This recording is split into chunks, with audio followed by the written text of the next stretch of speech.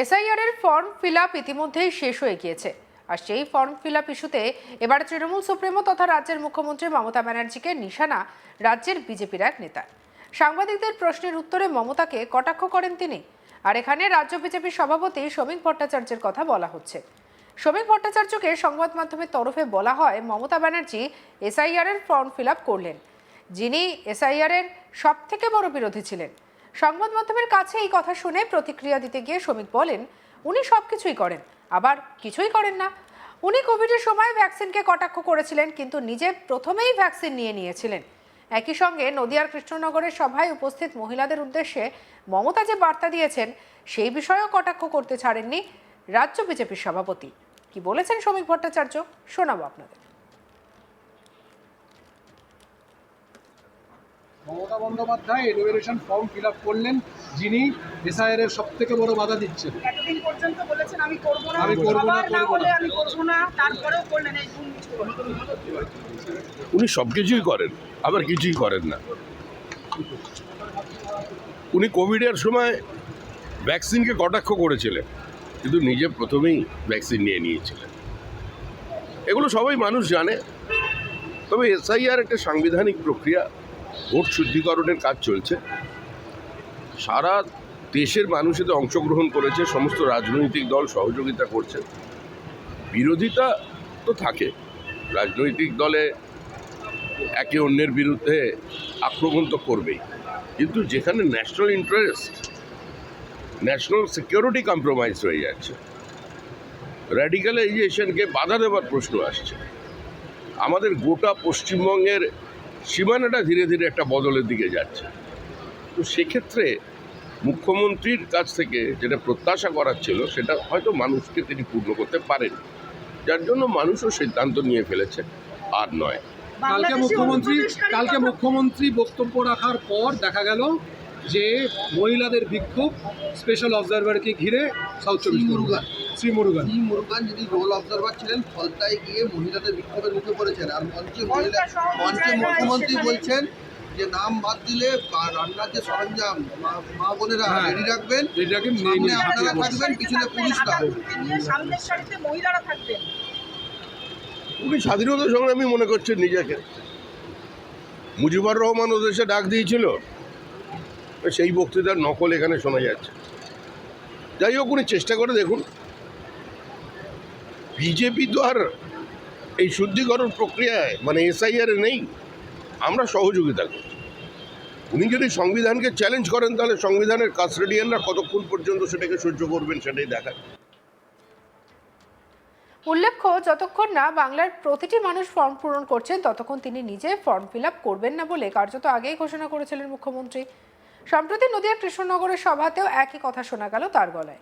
তিনি বলেন, আমি এখনো ফর্ম ফিল আপ করিনি। কেন করিনি? 3 বার কেন্দ্রীয় মন্ত্রী ছিলাম, 7 বার সাংসদ হয়েছি, আর আপনাদের আশীর্বাদের শুভেচ্ছায় এর মধ্যে 3 বার মুখ্যমন্ত্রী হয়েছি। আমাকে আজকে প্রমাণ করতে হবে আমি নাগরিক কিনা। নাকে খত দেওয়া এর থেকে ভালো। কি বলেছেন শোনাবো। আমি এখনো ফর্ম ফিল আপ করিনি। কেন করিনি? 3 বার সেন্ট্রাল মিনিস্টার ছিলাম, 7 বার এমপি হয়েছি, আর আপনাদের আশীর্বাদে শুভেচ্ছায় এর মধ্যে 3 বার চিফ মিনিস্টার হয়েছি। আমাকে আজকে প্রমাণ করতে হবে আমি নাগরিক কিনা। মাথায় নাকে খত দেওয়া ভালো এর থেকে। প্রমাণ করতে হবে আমি নাগরিক কিনা ওই দাঙ্গাবাজদের কাছে, যারা দাঙ্গা করে মানুষের রক্ত নেয়, যারা মানুষের রক্ত নিয়ে নরমের যজ্ঞ খেলে, তাদের কাছে আমাকে প্রমাণ করতে হবে আমি এই দেশের নাগরিক কিনা। একই সঙ্গে ওই সভায় উপস্থিত মহিলাদের উদ্দেশ্য করে মমতা প্রশ্ন করেন, কি মা বোনেরা, নাম কাটলে বাড়িতে সব জিনিসপত্র আছে তো, যেগুলো দিয়ে রান্না করেন আছে তো, প্রাণে শক্তি আছে, নাম কাটলে ধরবেন তো, ছেড়ে দেবেন না তো? মেয়েরা সামনে লড়াই করবে আর ছেলেরা পিছনে। কি বলেছেন শুনবো। মনে রাখবেন, বাংলায় ডিটেনশন ক্যাম্প হবে না, হবে না, হবে না। এতদিন যখন করিনি, যতদিন থাকবো করতে দেব না, দেব না, দেব না। কাউকে ঘর ছাড়া হতে হবে না, ভয় পাবেন না। ওরা বলছে তাড়িয়ে দেবো রোহিঙ্গা। কোথায় রোহিঙ্গা? দেখাও। কোথা থেকে এলো? আর রোহিঙ্গা যদি হয় তো আসবে তো মণিপুর হয়ে, মিজোরাম হয়ে, নাগাল্যান্ড হয়ে। সেখানে এসআইআর হচ্ছে না কেন? ইলেকশন যেখানে হচ্ছে, যেখানে বিরোধী দল আছে, সেখানে এসআইআর করছে 2 মাসের মধ্যে। আসামে কেন হবে না এসআইআর? কেন আসামে হবে না?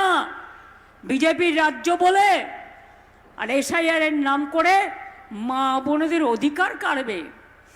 তারপরে নির্বাচনে দিল্লির পুলিশ নিয়ে এসে মা বোনেদের ভয় দেখাবে। কি মা বোনেরা, নাম কাটলে বাড়িতে সব জিনিসপত্র আছে তো, যেগুলো দিয়ে রান্না করেন? আছে তো? প্রাণে শক্তি আছে? নাম কাটলে ধরবেন তো? ছেড়ে দেবেন না তো? মেয়েরা সামনে লড়াই করবে আর ছেলেরা পেছনে থাকবে। আমি দেখতে চাই মা বোনদের শক্তি বড় না বিজেপির শক্তি বড়। আমরা দেখতে চাই, বাংলা দেখতে চাই।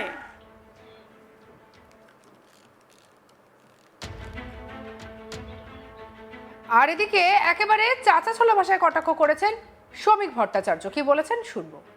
Mamata Bandyopadhyay enumeration form fill up করলেন, যিনি এসআইআর এর সবথেকে বড় বাধা দিচ্ছেন। এতদিন পর্যন্ত বলেছেন আমি করব না, আমি করব না, আবার না করব না। বলে আমি করব না, তারপরেও করলেন এই দুর্নীতি। উনি সব কিছুই করেন, আবার কিছুই করেন না। উনি কোভিডের সময় ভ্যাকসিনকে কটাক্ষ করেছিলেন, কিন্তু নিজে প্রথমেই ভ্যাকসিন নিয়ে নিয়েছিলেন। এগুলো সবাই মানুষ জানে। তবে এসআইআর একটা সাংবিধানিক প্রক্রিয়া, ভোট শুদ্ধিকরণের কাজ চলছে। সারা দেশের মানুষ এতে অংশগ্রহণ করেছে, সমস্ত রাজনৈতিক দল সহযোগিতা করছে। বিরোধিতা তো থাকে, রাজনৈতিক দলে একে অন্যের বিরুদ্ধে আক্রমণ তো করবেই, কিন্তু যেখানে national interest, national security compromise হয়ে যাচ্ছে, র্যাডিক্যালাইজেশনকে বাধা দেওয়ার প্রশ্ন আসছে, আমাদের গোটা পশ্চিমবঙ্গের সীমানাটা ধীরে ধীরে একটা বদলের দিকে যাচ্ছে। তো সেক্ষেত্রে মুখ্যমন্ত্রীর কাছ থেকে যেটা প্রত্যাশা করার ছিল, সেটা হয়তো মানুষকে তিনি পূর্ণ করতে পারেন, যার জন্য মানুষও সিদ্ধান্ত নিয়ে ফেলেছে, আর নয়। কালকে মুখ্যমন্ত্রী বক্তব্য রাখার পর দেখা গেল যে মহিলাদের বিক্ষোভ স্পেশাল অবজারভারকে ঘিরে সাউথ চব্বিশ পরগনা। শ্রী মুরুগান যিনি রোল অবজারভার ছিলেন, ফলতায় গিয়ে মহিলাদের বিক্ষোভের মুখে পড়েছেন। আর মঞ্চে মুখ্যমন্ত্রী বলছেন যে নাম বাদ দিলে রান্নার যে সরঞ্জাম মা বোনেরা রেডি রাখবেন, সামনে আপনারা থাকবেন, পিছনে পুলিশরা। সামনের সারিতে মহিলারা থাকবেন। উনি স্বাধীনতা সংগ্রামী মনে করছেন নিজেকে। সঙ্গে রাখুন আজ তাক বাংলাকে সাবস্ক্রাইব করতে ভুলবেন না।